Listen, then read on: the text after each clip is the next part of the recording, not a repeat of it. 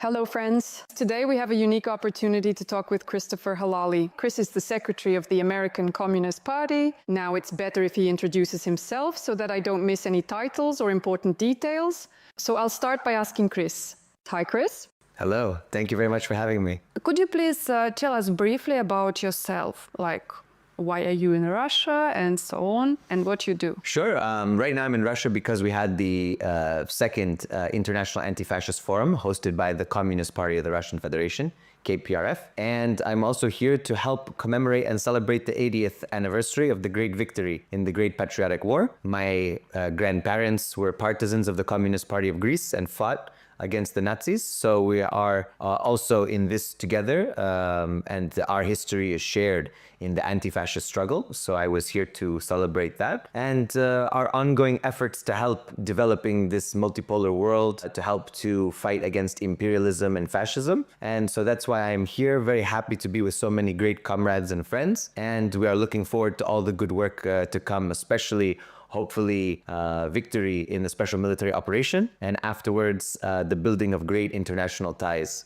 amongst the global south in its ongoing bid to defeat US, EU, NATO imperialism. And what about your background? Like, where are you from? What is your education, profession? Sure. So I was born in the United States. My mom from Greek origin, father from Iran. I have a very unique background.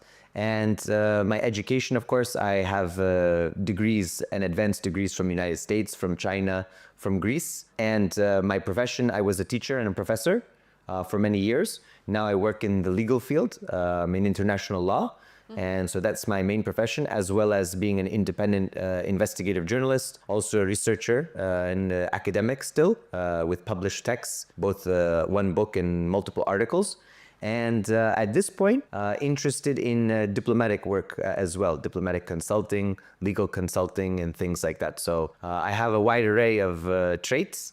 And of course, of interest, I'm sure to some people, is that I participated in the war in Syria. I fought alongside the Kurdish forces, and I was working with also Russian military and Syrian Arab army. And the recent events that have happened have been, of course, very near and dear to my heart and very important for our ongoing advocacy for the people in Syria against these jihadist terrorists. So that's a little bit about my background. Not everyone in Russia know that in America, in Europe, there are Marxist-Leninists. So please tell us something about your system of views, like the books you read, the authors maybe you rely on. Sure. Of course, I grew up in a communist family, so it was much easier for me in terms of my family background being on the left, having this kind of tradition already. Of course, Marxism, Leninism in the United States and the left movement has both an organic domestic growth as well as international aid. So for example, May Day, May 1st, comes from Haymarket Massacre in Chicago. So we have our domestic socialist and anarchist and left-wing thinking after the Bolshevik Revolution. Of course, the influence and the impact of Lenin, and then later on Stalin and other thinkers like Mao and Hoxha had a big... What about Trotsky?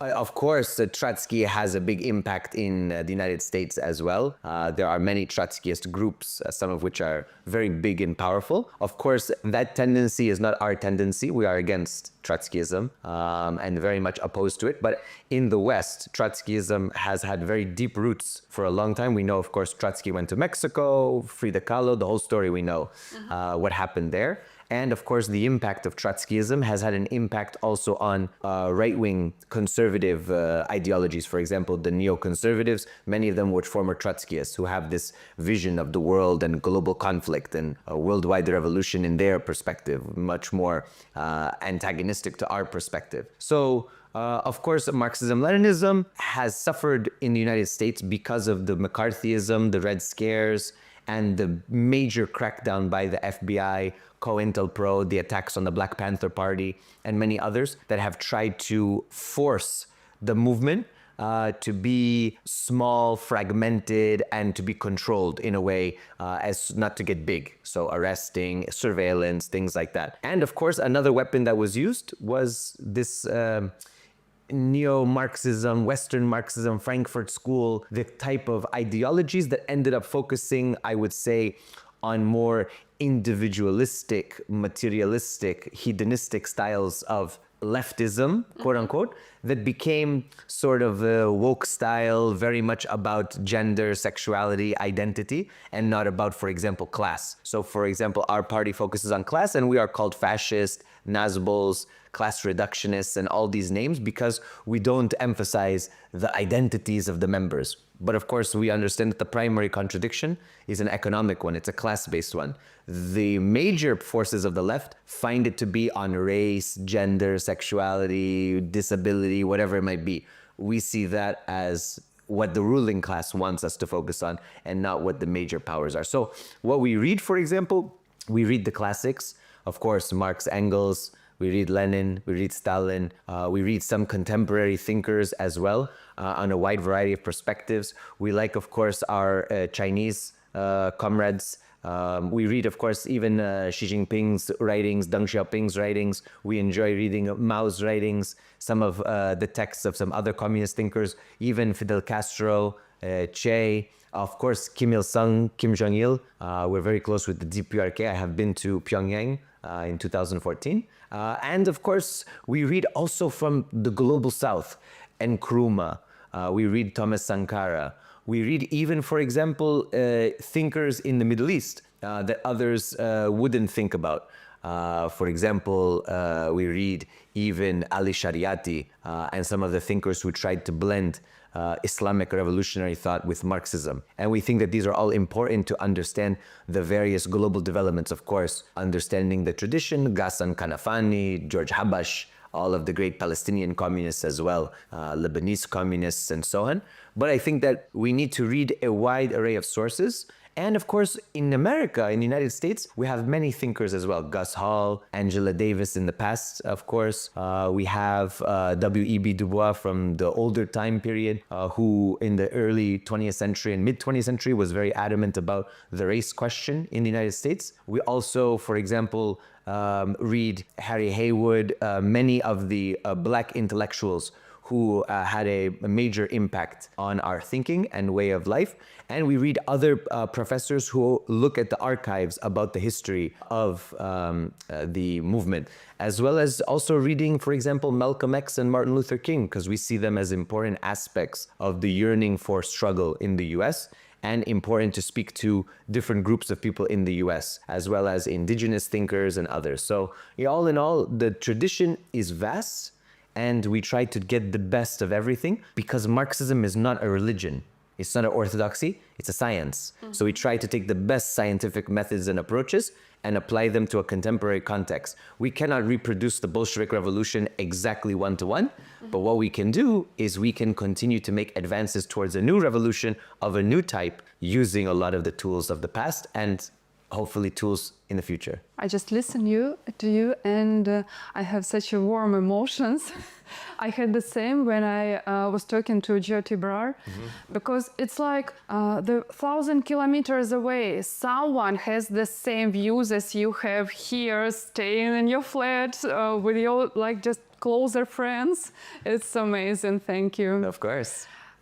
And so now, when we see that we have the similar views, what does the communist movement look like in the United States? Of course, I would want to add, of course, we also read Joti Brar's writings and Harpal Brar's writings, because Joti is a very close friend of mine, has been to the US with me, to my home, and we are very close, our parties are very close and work together in the World Anti-Imperialist Platform. So that is to say that each of us as well is a thinker as well. We write, we theorize, we put together things like yourself. And I think that that's also important. It's not only the big people, historic people, it's also those of us on the ground trying to analyze the contemporary situation. The communist movement in the US now, of course, is in a difficult position, but also I think there is fertile ground for growth. Our party is relatively a young party in that we consider ourselves the continuation of the Communist Party USA. The party that still has that name, of course, is very much tied with what I was mentioning, sort of Western Marxism. very much tied to the Democratic Party, the Progressive Squad in Congress, AOC, Bernie Sanders. They like this more liberal, left liberal politics. We are much more revolutionary. The communist movement has the fragmentation about how to proceed with a movement. Do you proceed with the working class, or do you proceed with, for example, academics and students and different communities that you identify as being Intelligentsia. right in the intelligentsia? Also, for example, focusing on the LGBTQ question, which I'm sure we can get into later, but it's a very big and important question that continues to dominate all the discourse in the US, as well as the race question, so many of these things. So one thing I can say is that in order, we can say at the beginning stages as economists, the United States economy is in a point of, I would say, inflection. It's an axial point. It's a point where big transitions are coming. Those transitions are not only because of new technologies, AI, and a whole new way of doing industry, but also the contradictions of the capitalist system that have led to various crises, not only of overproduction, but also the various bubbles that exist in the economy in various sectors. For example, real estate, even in cryptocurrency, many of these things that have been artificially propped up by major industries, with the idea that if they collapse, the government will bail them out again like in 2008. That is to say that the working class is further and further immiserated in the United States. So we are seeing that the American dream of the 1930s, 40s, 50s, 60s is something of the past. It no longer is that way.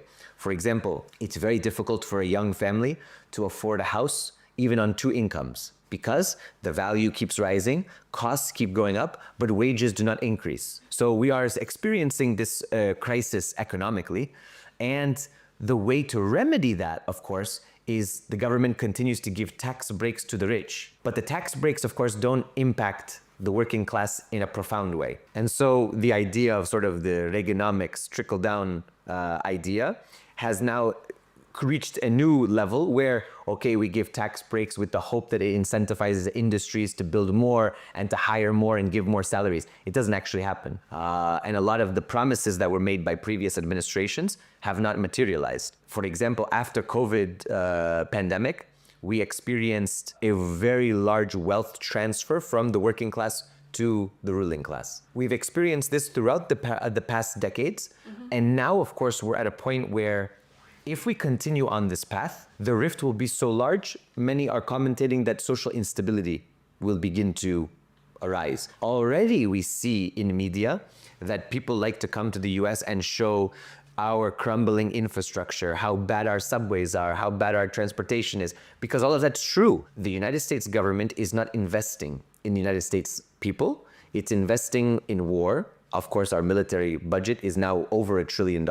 It's investing in the major industries, but not in the people and their well-being. For example, we have no universal health care, we have no childcare, women do not have a long enough maternity leave, we have no real social safety net. And could you please tell a little bit about the maternity leave in USA?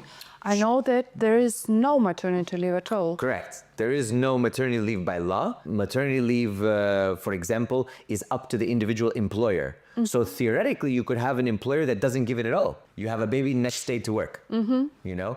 So, I mean, it's a very inhuman system. It's an anti-human system. It's very antagonistic to workers and to people in general, to their lives. For example, some industries even they're considered very good if they give 8 weeks or 12 weeks.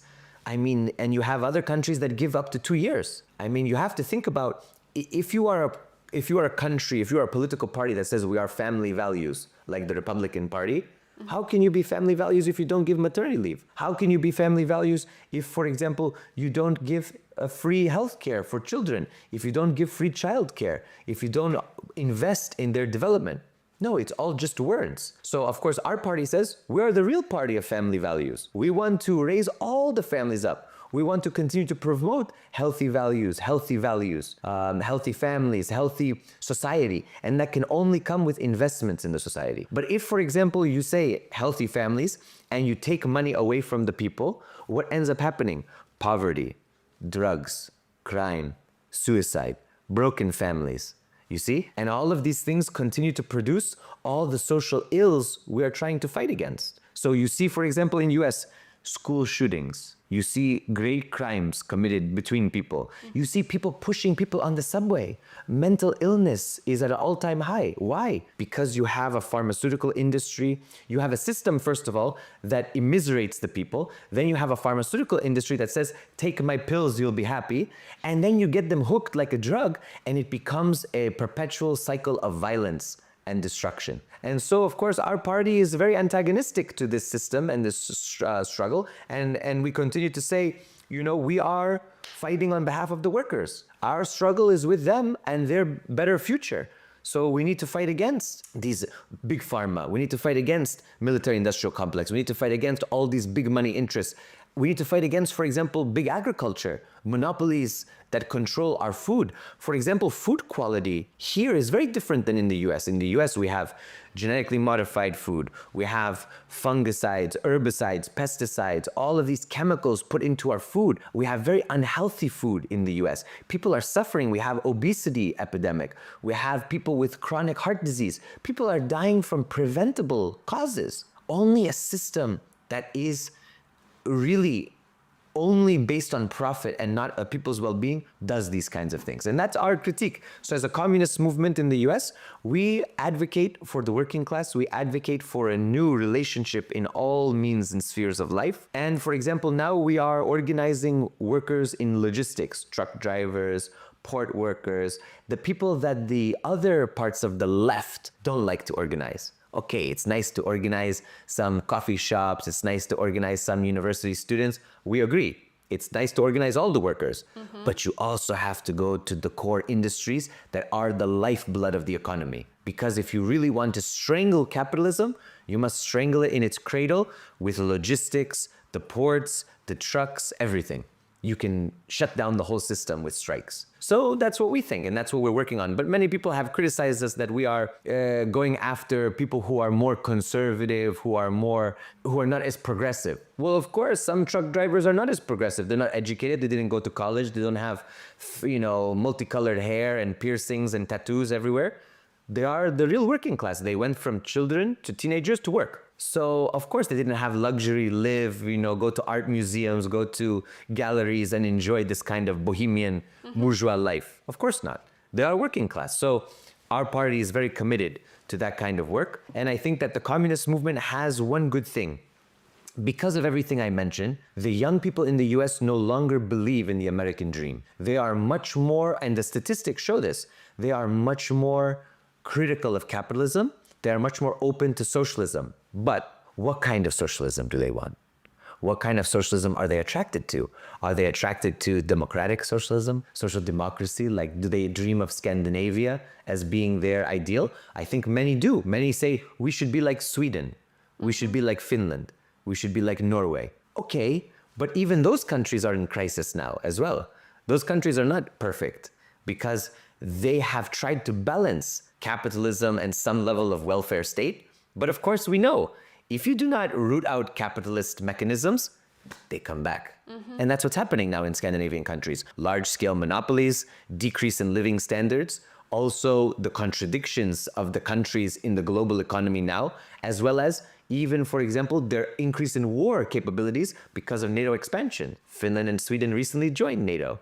So you see the limits of that, right? It's not like we have Olof Palme from in Sweden back in decades ago that was very progressive and with Fidel and Nelson Mandela and the Palestinians. No, now we have a Sweden that is antagonistic to the global south and very much working on behalf of the NATO structures.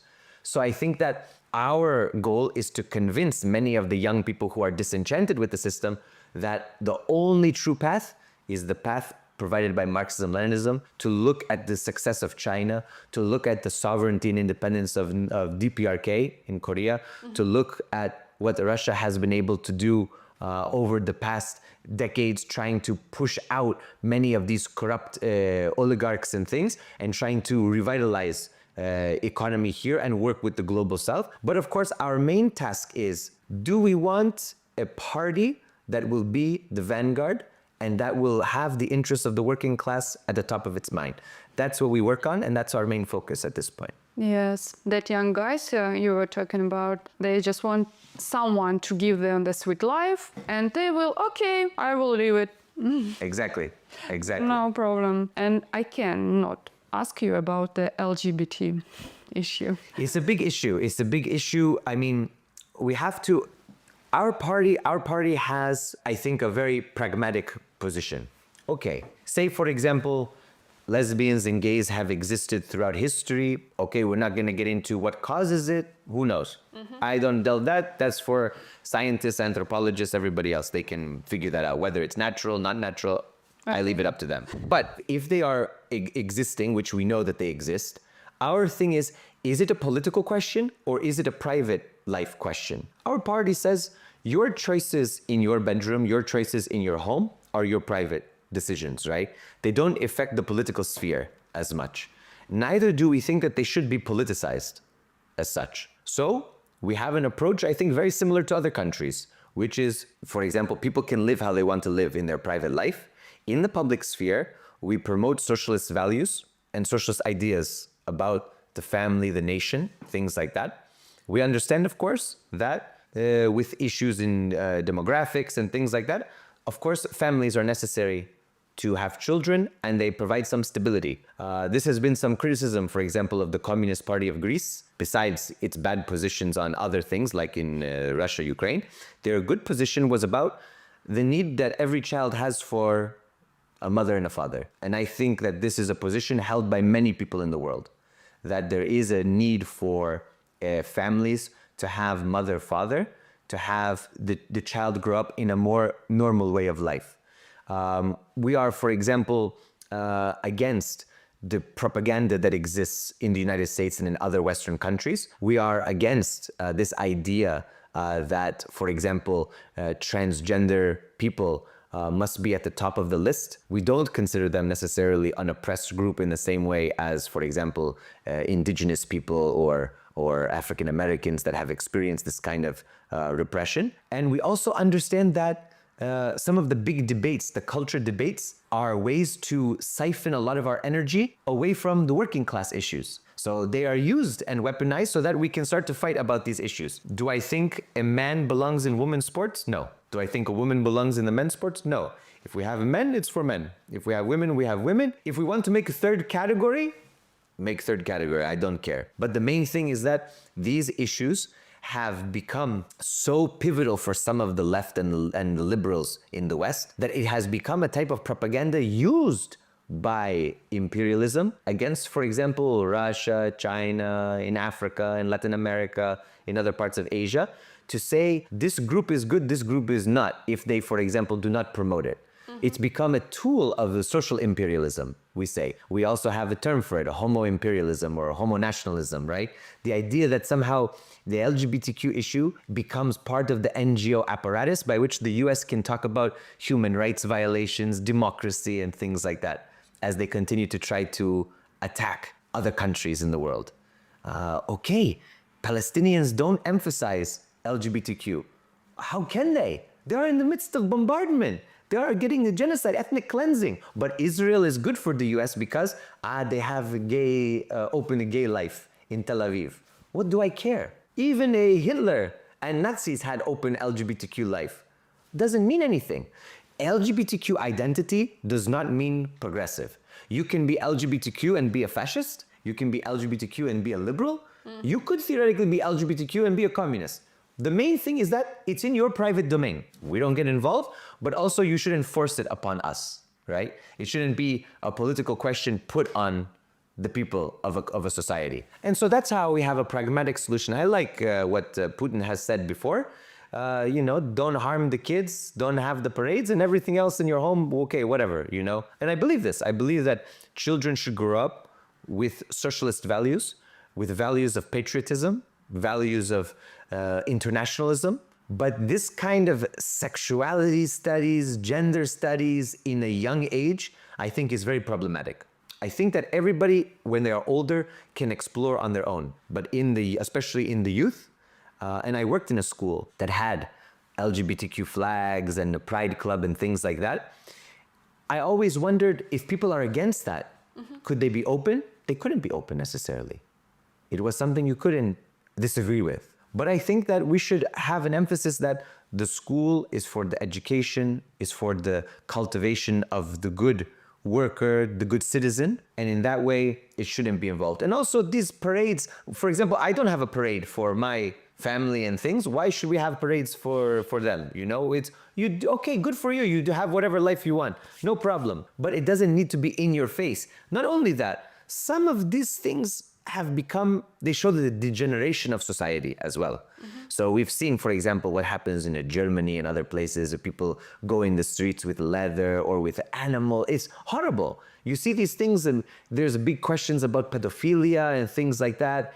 I just think that we need to be clear about our tasks and we need to not be sidetracked by these issues that continue to bog us down in a way that comes from the ruling class. Because the ruling class are themselves degenerates as well. They are doing, you saw with Macron and these guys, cocaine, they have drugs, they have anything they want, right? You've seen that? Yeah, of course. We've seen it. So, you know, I like that they like to make some type of, oh, it was just a tissue. And even if it was a tissue, we know what's going on behind the scenes. We know the chaos. Tissue and a spoon. A tissue and a spoon. Very interesting, you know. So I think that it's important for us to constantly bring back the conversation to the fight of the working class, to the fight of the people of the world against imperialism and fascism. And I think that that's at the top, because when we attack those, we attack capitalism itself, right? They're manifestations of the capitalist system.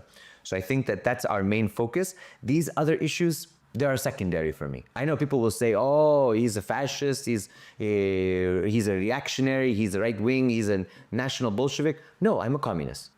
I'm a communist. And if you look to the history of the communist movement, especially in communist societies, there is overwhelming consistency about some of these issues. That's it. I don't like to, why break a recipe if it worked for so many people? You see? I think that there's something to be said about that.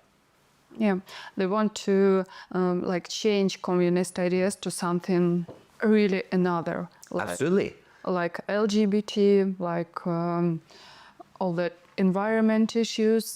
They're important issues, but they're not the primary issues. What they try to do is they try to make the communist movement a caricature that they can easily attack. They're like, oh, these communists are focused on this one issue and we can target this one issue. And then they are bogged down with that and they don't talk about the working class issues that affects everyone. Everyone. Yeah. You know? They come to it scientifically. They see the contradictions in every issue and they see the like regressive one and they just talk only about it. Correct. Say that is the socialism. This is the communism, like repressions, deficits, and something Of course. like that. Okay, so you've been in Russia for some time. How do you like it? I love Russia. I love the Russian people. I love Russian history, Russian culture. I wish my language was better, but we're getting there. Listen, Russia is a country that has a unique soul. The Russian soul, the Russian spirit is something very unique. Of course, the Russian people have been through many hardships in their over millennia of fighting for their land, for their people. We know, of course, going back to the early Rus, it was a struggle first to find a common identity, to find a common language, and then to find a religion when, of course, Orthodoxy was accepted, and then to fight against so many people who tried to destroy the early Rus people, whether it was Mongols, Polish, the Lithuanian alliance, whether it was Crusaders, whether it was then European powers, Napoleon. So many people have tried to take this vast territory. But we look at the history also as one that is so linked not only with the destiny of Europe, but of Asia as well. And so Russia is a unique country, the largest country in landmass, but also a country that spans multiple peoples, ethnicities, and religious traditions. So for example, Russia is not only Orthodox, Russia has Muslims, Russia has Buddhists, Russia has animistic and more shamanistic peoples. It has atheists, of course, who are part of its traditions, of course, in the past few centuries. And in that way, it has multiple languages, multiple peoples, and it's a rich mosaic. We always say that United States and other Western countries are a mosaic, but Russia also is a real mosaic because its whole landmass is a mosaic. It's not that people emigrated necessarily, it's that its whole country spans different peoples that were brought together during Russia's growth and development. And I think in this way, it's a country that is very welcoming, hospitable. It has a profound history, of course, a history close, I think, to both of us. The Soviet legacy, the legacy of internationalism, struggle against fascism and imperialism, and of course, the building of socialism. And I think that in that way, Russia today is once again an important country. We remember the 90s. We remember what happened in the 90s. And we remember the building of Russia again from the ashes of what I think the West was trying to do. And we know from Brzezinski and many others, they tried to divide Russia. They tried to make it multiple countries. They said it was too big. They tried any way that they could to fragment the Russian Federation. They tried to use religion as a weapon in Chechnya, in Dagestan, in Gushetia, and so many places. They tried to, they are working on this, expanding NATO. They've expanded NATO. They tried to create conflict in Georgia with Prednestrovia. They tried to create now conflict in Ukraine, and which they are actively doing since 2014. They've tried to incite conflict in the Baltic states. You know, as I said, most recently, Finland and Sweden have joined NATO. All of these things are meant to try to encircle Russia, to try to halt its growth. But what I see today is Russia is taking a very important position in the development of a new world order. Russia is a very important player, even with all of its contradictions. We agree there are contradictions. It's not a socialist country. Okay, I understand. But right now, Russia, in a scientific way, plays a progressive role in international politics. I agree. It plays a progressive role in confronting US, EU, NATO imperialism. Of course, Russia also has a very strong emphasis on diplomacy and peace, which we admire because this is something, a legacy also of Soviet Union and its peace and friendship ideals. And we understand also that Russia has been able to build and strengthen bridges with DPRK, with China, with Cuba, with Venezuela, with Nicaragua, with Burkina Faso, Mali, Niger, with South Africa, with Brazil, with India, with many of these countries, with Iran now as a strategic partner. So all of these countries show for us that Russia still has a deep commitment to an internationalist perspective because it understands the world cannot live without the Russian Federation, but the Russian Federation cannot live without the rest of the world on its side, at least the global south with it. And you've seen this in the past few years with the sanctions regime placed on Russia. Russia has been able to lean on its friends and partners in the other parts of the world to help it overcome many of these contradictions. And it has been successful to the point where now the Russian Federation says, if you put new sanctions, we'll still be okay to a greater or lesser extent. Even the value of the currency has gone in a different direction than many economists had predicted. So we're seeing a strengthening of the currency against the dollar, which was something unexpected, I would say, a few months ago. All this to say that Russia today is an important country to be in dialogue with, to be in some level of connection with, because Russia is rapidly advancing many key and strategic industries, agreements, partnerships that I think will transform the world to come. And I think that whether we like it or not, the world that we knew in the 1990s and 2000s is ending. We are in a new transition point. What will come after, I can't quite say, but what I can say is that the United States and the Western Alliance are in decline. And they're in decline because other countries have invested in their people and their capabilities to the point where they can now challenge the US as a bloc of powers. And you saw China against the US with the tariffs has been successful. They brought, the US took them to the brink, and Russia and China didn't back down. But China also has Russia behind it, just like Russia has China behind it. So I think in this way, we must see Russia not as isolated as just Russia. We see Russia also in a group of countries. And I think that that's so important. We saw that, for example, in Victory Day now. We saw it in many of the forums for BRICS and for many other international institutions and organizations, that Russia is not isolated. The Europeans and the Americans tried to isolate Russia. And what they ended up doing was showing Russia who its true friends are. And it was always those people that it stood behind and that now stand behind it as well as it stands behind them. So I think that that's very important to understand. So I'm very happy to be here, very happy to be involved in things going on here, and very excited for the future of Russia and for the future, especially of the countries that are rising from developing countries to developed countries. I would even say that bourgeois democratic Russia has to ally with socialistic countries like China and Korea. Korea, and also with another democratic countries like involuntary alliance. Yes, absolutely. And I think that even Russia with its system, as you mentioned, okay, yes, bourgeois, capitalistic. I think that Russia has understood that the big experiment of the 1980s has two outcomes. And this is what I like to call Deng Xiaoping's gamble. In 1989, you had in Soviet Union and in China social movements. In China, the government said, we can choose either, the people can choose ultimately political liberalization or economic liberalization. In China, they chose economic liberalization over political liberalization. So the people still put their trust in the Communist Party. The Communist Party maintained its hegemony.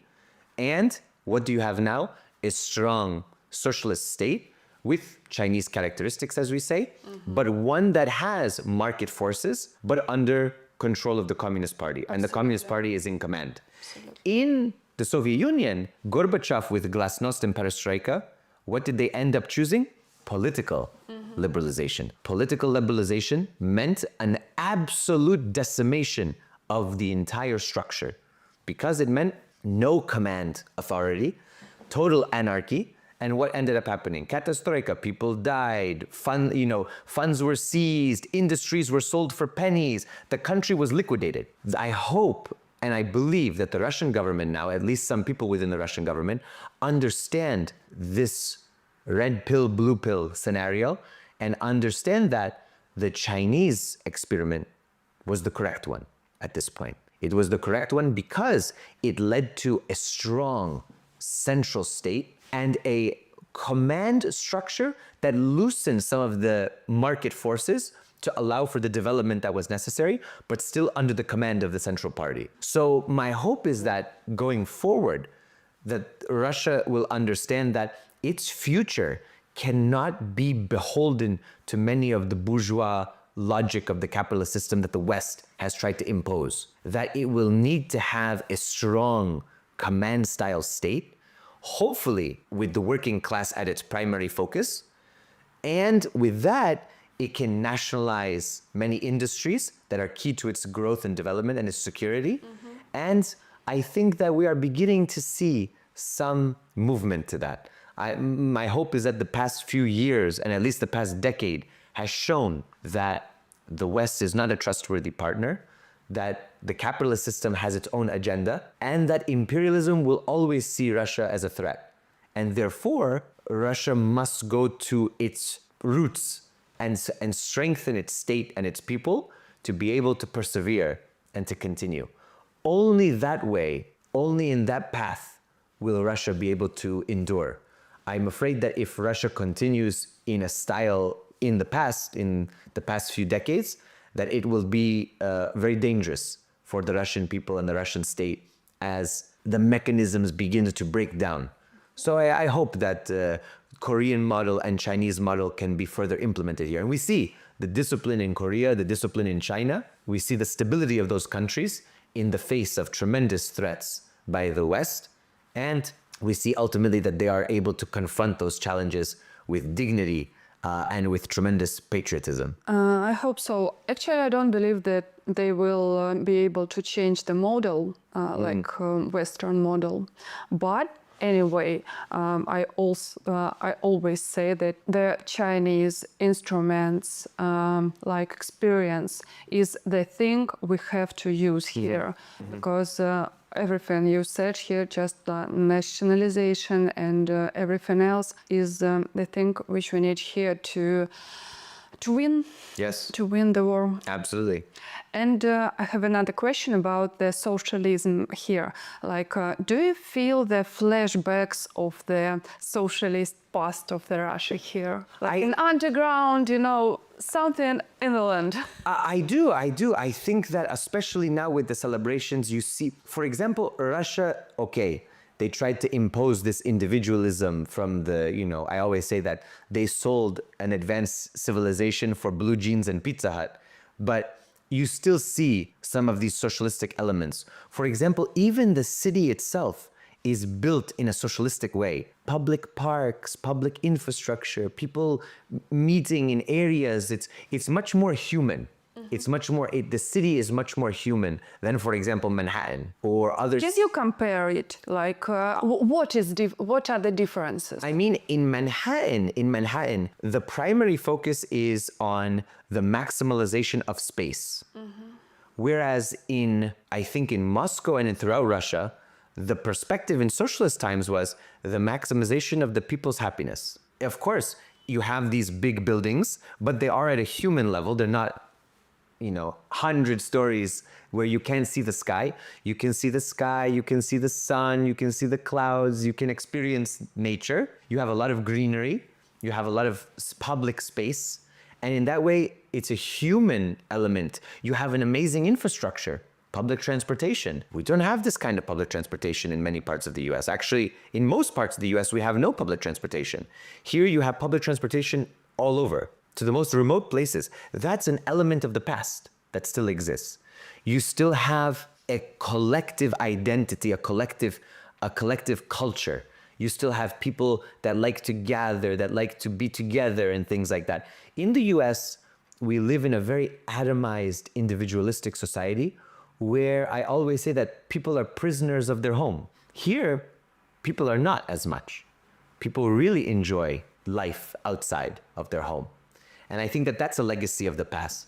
I always enjoy being with comrades here, and we see, for example, beautiful murals or socialist imagery, Soviet monuments. And we always say that we feel like we are archaeologists from the future looking at a more advanced civilization in the past. And they are a reminder that the Soviet experience, for all of its contradictions and problems, was still something that we should yearn for and to realize. Even okay at the most base level, if it's not possible to realize it in our lifetimes, to continue to push for this as our goal, as our struggle. Because what we were building as a collective humanity was, I think, the next stage of our human progress and development. And in that way, I think that some of those elements remain, and I think there's a nostalgia for that. And my hope is that that nostalgia can lead to action in the future. Have you been somewhere in Russia except Moscow? Yes. Where? So I've been to the south, to Sochi and all throughout that area, and also to the new territories. I have been to Donetsk, Lugansk area. What would you say about Donetsk, Lugansk? Wow, those areas are even more socialistic, you know, because they were much more isolated. The Ukrainian government, after Ukraine became an independent country, didn't invest in those areas, and those areas kept a lot of their socialistic values. And so even, for example, in Lugansk, when we were there, you saw that there was a real profound sense of Soviet heritage and Soviet identity, even in their imagery, in their crest, in their flag. They still have the Red Star. They still have these big factories there with Marx and Lenin and everything. It's still very much a part. For example, those areas did not go through this process of decommunization, where other parts of Ukraine destroyed Lenin statues, took down monuments to the Great Patriotic War, any hammer and sickle, all that they destroyed. Even, for example, they went after Pushkin and Gorky and even just intellectuals and public figures. But in these areas, in the new territories, people promoted these values that they saw as very important to their identity. And I think that that's part of their history and heritage. And I was very surprised at the level of patriotism that they had there, the level of collectivity. Much more than in Moscow, right? I would say much more than in Moscow, absolutely. Because they have lived under very difficult circumstances, And when you live under those difficult circumstances, all you have is your identity. All you have is who you are, and you struggle for who you are because the other side wants to destroy that from you. And is there anything you don't like about Russia? I mean, my wish was that it was a socialist country, of course. My wish was that it was much more, in this way, disciplined as in the past.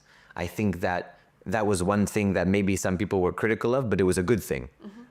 This discipline, this pride in being a powerful military power, I think that we're slowly seeing that emerge again. But I think that we should focus on that. I think that that should be a very big focus of the youth and of the young people, to not be focused on their individual identity, but to be focused on their patriotism and their collective identity as a nation, and as a nation struggling to rebuild what their grandparents and great-grandparents had before them. I'd also want to talk to you about the Middle East, because it's very important theme of my investigations, and I made a series of videos about it, about Zionism and everything else.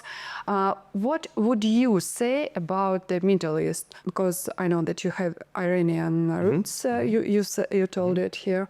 And so what is going on there? Of course, the situation in the Middle East is very complicated now, and it's a very complex situation for many years, but the primary issue is that of Western imperialism. Of course, for example, the state of Israel serves as an outpost of colonialism and imperialism in the region, and that's been stated by DPRK, by North Korea, and by other revolutionary forces, even in Soviet past. So I think that a lot of the issues we see are constantly the result of meddling by the United States, by Great Britain, by France and other countries to try to disrupt many of the more revolutionary elements from below. We know, for example, Iran had a nationalist progressive government under Mossadegh. The CIA overthrew him in 1953. We had, for example, very powerful and strong secular and socialist forces in Iraq, in Syria, in Lebanon, in Egypt under Nasser, Pan-Arabism. We had Libya with Colonel Gaddafi. We had Algerian Revolution. We had many other processes that led to, we had a socialist Afghanistan. So we had many of these processes, but what ended up happening? The Western powers continued to meddle and continued to foment a revolution, continued to foment regime change, continued to foment coups d'etats, and their intrigue was really centered on fragmenting these countries and these people, fomenting sectarian tension, which meant that these states could never be strong enough to confront imperialism. So, for example, in Lebanon, a small country, what did the West do? They created the confessional system to separate Orthodox Christians from Maronite Christians, Eastern Catholics, separate them from Shia, Sunni, Druze, and then have everybody fight with each other over these things. Same in Iraq with Kurdish, Sunni, Shia. Same in other parts with Kurdish, for example, in Syria, Kurdish, Alawites, Druze, Sunni Christians. And when you have all of these things, everybody begins to take a piece of the pie. Israel supports this one, France supports this one, Great Britain supports this one, USA supports that one. And then you lead to a fragmentation of very powerful countries into very weak vassal states. Yes. And that's always been part of the project, divide and conquer. And we see this time and time again over the past 2 centuries. Right now, of course, we are in a period of great transformation. Of course, in the past year, the Syrian Arab Republic, as we knew it, doesn't exist anymore. The Ba'ath Party is no longer in Syria. The communist parties in Syria, the 2 communist parties are banned now. The SSNP, the Syrian Social Nationalist Party, no longer can openly participate, is illegal now. Many of the Palestinian factions are banned, and you have now basically Al-Qaeda running Syria. You have Kurdish forces that chose the West over Russia and the Syrian government before under Assad. And now you have this new peace agreement with PKK and disbanding of PKK. We just heard yesterday and the day before some of this news coming out. A lot of this means big changes. We have, of course, the ongoing genocide in Gaza, the annexation of Palestinian land, the apartheid regime getting to a whole new level. We have ethnic cleansing happening. We have the war in Lebanon against Hezbollah, but really against the Lebanese people by Israel. We have Israel taking new territory in Lebanon and Syria. We have crisis in Egypt, crisis in Jordan. We have, of course, Iran and the axis of resistance, a powerful force with Iraq. But Iran now is in a precarious situation because the US and Iran are in very high-level negotiations over the nuclear program. Of course, Iran now has a strategic alliance with Russia, but that doesn't include a military partnership like in Korea. So Iran also is in a difficult position. We have what's going on between, if you want to say this is Middle East, but more broad in the region. You have what's going on with Pakistan, India, what's going on in Afghanistan. In North Africa, you have now fighting in Libya. You have the ongoing struggle in Western Sahara with Polisario vis-a-vis Morocco, Algeria. So we have a lot of instability in the region. We have Yemen, let's not forget. Historic Yemen fighting for the Palestinian people and really defeating the United States, even though Yemen was bombarded by the Americans and the Israelis. They have been so resilient. They are still at the top. I had a chance to be in Yemen 2 months ago, and it was unbelievable to see the resilience of the people. 1 million people on the streets for supporting Palestine. All of this to say that the situation in the Middle East is ultimately a situation of the Zionist entity, its imperialist backers, the US and Europe, and the peoples of the region who want their freedom, their self-determination, their sovereignty, their independence. And if this is not rectified, the conflict will deepen and continue. And my fear, of course, is that there will be no permanent solution to the Palestinian plight, and we will have cycles of violence that continue until the international community takes it very seriously that there cannot be peace without a Palestinian state, or, at the very least, there cannot be an ethnically exclusive Jewish state. There are two options, a Palestinian state or one country that is for everyone. There cannot be any other options that are fair and equitable. One country for everyone is very dangerous because... They will never accept it. The Jewish people will never accept it because demographically, they will be a minority again. They won't accept it. We know their politics for the half of last Century. Yes.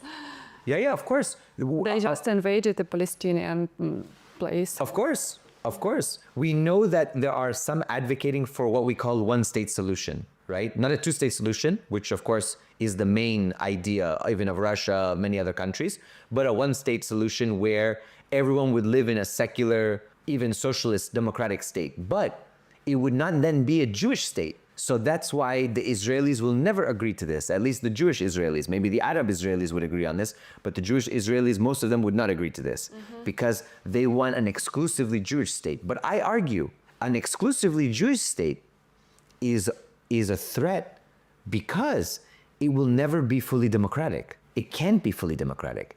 You cannot have an ethnic supremacist state that defines membership to the state along ethno-religious lines. For example, you can be Russian and be Muslim. You can be Russian and be Christian. You can be Russian and be atheist. But in Israel, only those with full rights are Jewish. There are Arab Israelis that have rights, but there are distinctions of those rights, right? How citizenship is defined. For example, even if a Palestinian converts to Judaism, they cannot become an Israeli citizen. What does that mean about the state, right? So I think that we have some very serious conversations to be had about what is a state, what's the purpose of a state, and how does the state take the people within it to form a citizenry. If, for example, it is exclusive, like apartheid South Africa or Rhodesia, it is like Nazi Germany then. It's a state exclusively for one group of people and not for others. So Zionism is a political ideology that the Soviet Union understood to be a racist ideology. In fact, Zionism is racism was approved at the United Nations when the General Assembly during the Soviet times, and it was agreed upon by the majority Not of only countries. approved, but also raised. Correct? by Of course, imperialist of course, of course. So I think that it's very important that we recognize this to be the case. Zionism is not a progressive ideology. Just like, for example, the fascism of Germany was not progressive. It was exclusive only for the German people. Just like, for example, we criticize the Anglo-Saxon legacy and the WASP identity, the white Anglo-Saxon Protestant identity. It was exclusive. In South Africa and Rhodesia, it was exclusive. In Japan, Japanese imperialism, it was exclusive. There were hierarchies of people. How can we say that Israel is democratic and part of the international community when it is exclusive for one group of people? How can this be? It cannot be the case. So unless we solve this problem, this contradiction, we will not solve the problems in the region. The problems in the region will deepen, the crises will continue, and we will be kept in a perpetual state of conflict until these problems are solved or until one side commits genocide and kills everybody else. And that will be the end of that. But that's not a just solution to this. So the solution depends on the anti-imperialistic struggle in the region. Absolutely. And also the role which imperialist USA plays there in the region. Absolutely. 100%. Okay. And the last question. What do you think about China? Is it a socialist state? You said something already, but maybe you will just tell a bit more. China is a socialist state, and I argue that it's a socialist state because its main industries are still controlled by the government in a majority way. Its government has control over its financial systems, banking systems, over many key industries that are necessary for the security and stability of the Chinese people and state. So in that way, it still has command in the economy. Yes, of course, there was a period of privatization and market forces, but the Chinese economy, in terms of statistics, is still overall dominated by the Chinese government. And in that way, the Chinese government is able to intervene to balance market forces that become imbalanced by market forces. So I think that shows that the Chinese government and the Chinese system is still very committed to a socialist a command style economy. Of course, China has consumer goods. Its industry has changed from a majority, we could say, industrial production to now consumer production and consumption. But that's not necessarily a bad thing. It's something that the Soviet Union was not able to overcome, a hurdle that always was a problematic one in the 70s and 80s. But the Chinese experience shows that there can be a balance scientifically that can provide for the welfare of the people and their constant improvement, as well as socialist development. But of course, one thing needs to be clear, and the Chinese, I think, understand this. Socialism does not develop overnight. It can't. We will not achieve a communist system, a communist way of living in one generation. Yes. It's not possible. It takes time. It takes massive transformation. It takes productive forces. I see behind you capital, of course. We know that in the Marxist tradition, capitalism is a necessary stage to get to socialism and communism, right? The transitions require the building of the industrial capabilities necessary to then move to the next stage of development. In that way, I think that China understands this not as a decades project, but as a centuries project. Yeah. And so in that way, the Chinese government is firmly committed to a long durée process of development. Yes, they are even planning for a century. Correct. Exactly. So we remember 5-year plans, 10-year plans. China is planning for 2050, 3000, whatever it might be, or 2100, all the way up, you know. They are moving in that kind of time period. So in that way, when you understand that to be the case, you understand that the government is very serious about its development. We see that China has eradicated the extreme poverty. We see in all metrics, China is improving. Okay, maybe it's not growing like it used to grow, but that means it's already achieved next levels. So of course, next levels, it's constantly moving, maybe at slower paces, because already it has exploded in growth and development. It's growing in the quality and in the quantity. Correct. Exactly, because it already grew in the quantity, right? It already has the capabilities and the productive forces. Now it's growing deeper in advanced technologies, advanced transportation systems, advanced science and scientific developments, space technologies, underwater technologies, military technologies, medical technologies, AI, so many things rapidly. I mean, think about drone technology. China is the main drone technology today. Have you seen the drone shows? Yeah, of course. It's amazing when you look at it. So when you look at all of that, you understand that the Chinese people and the Chinese state are centering themselves on these tasks. And so in that way, China continues to show itself as a force for good, a force for diplomacy, right? China does not do any wars for regime change, or China is willing to work with all international partners. China is willing to do not only win-win diplomacy, but win-win economics, developing and investing in Africa and not stealing African resources like the West did. That's why African partners look to China as an important ally. They're investing heavily. They've canceled debt. They've allowed for rapid growth of many of the key logistics and transportation and industrial capabilities of many countries in the global south. And we see that China is here to stay, and China will for the long period be a power that the United States will have to contend with and will ultimately have to accept or fight against. My hope is that they accept it and they are able to work in a more diplomatic and productive way for all of the progress of humanity. Of course, there are still those people advocating for military confrontation over Taiwan and this and that. My hope is that cooler heads will prevail. But for sure, China, as a person who lived there, as a person who studied there, China is a powerful country, a socialist country, a country that we should all study, and a country that we should take very seriously in the history of socialist development and socialist theory in the past, the present, and the future. So now we are living in the era of the struggle of communism and imperialism, and it looks this way. This is socialist China, this is imperialist US and Western countries, and there is a struggle, and in the middle of it there is Russia. Yes. Like bourgeois democratic country. Yes, absolutely. Nothing special. And what that struggle will produce, I think, will impact humanity for the time to come, for the history to come. The Third World War. I hope we can prevent the Third World War, but we are on the cusp of a Third World War. Many would say that what's happening now is a Third World War in the beginning stages. My hope is that peace will prevail and we can continue to build friendship, solidarity, and development for all the people along socialist principles.